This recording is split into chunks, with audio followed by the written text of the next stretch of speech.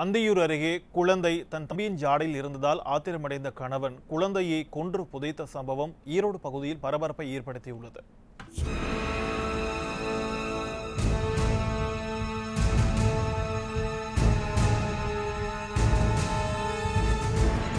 ஈரோடு மாவட்டம் அந்தியூர் அடுத்த சென்னம்பட்டி காலனி பகுதியைச் சேர்ந்தவர் மணி.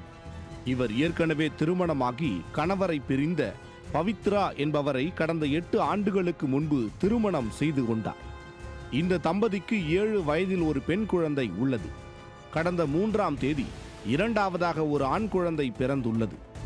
மணி திருச்செங்கோடு பகுதியில் போர்வெல் வண்டி ஆபரேட்டராக பணியாற்றி வருவதால் அவர் 2 மாதங்களுக்கு ஒரு முறை மட்டுமே சென்னம்பட்டினத்தில் உள்ள தனது வீட்டிற்கு வந்து செல்வார்.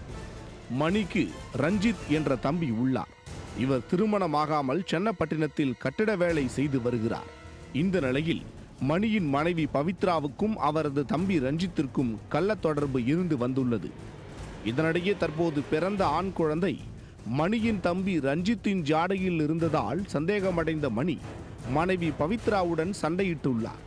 பவித்ராவும் குழந்தை ரஞ்சித்திற்குத்தான் பிறந்தது என ஒப்புக்கொண்டதாக கூறப்படுகிறது. இதில் ஆத்திரமடைந்த மணி கடந்த 21ஆம் தேதி அதிகாலை அனைவரும் தூங்கிக் கொண்டிருந்த சமயத்தில் குழந்தையை கொலை செய்துள்ளார். இது பவித்ராவிற்கு தெரிய வரவே குழந்தையை கொன்றது வெளியே சொன்னால் உன்னுடைய கள்ளக்காதலை வெளிப்படுத்தி விடுவதாக மிரட்டி உள்ளார் மணி. காலையில் குழந்தை பால் குடிக்கும் போது மூச்சு திணறி உயிரிழந்ததாக அக்கம்பக்கத்தில் தெரிவித்து வீட்டின் அருகிலேயே குழந்தையை புதைத்துள்ளனர்.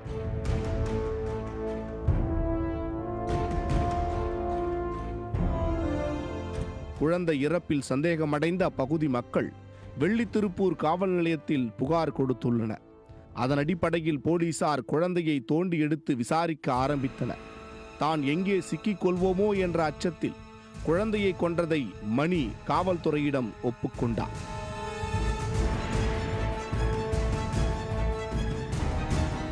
இதையடுத்து மணி மற்றும் அவரது தம்பி ரஞ்சித்தை கைது செய்து போலீசார் சிறையில் அடைத்தனர்.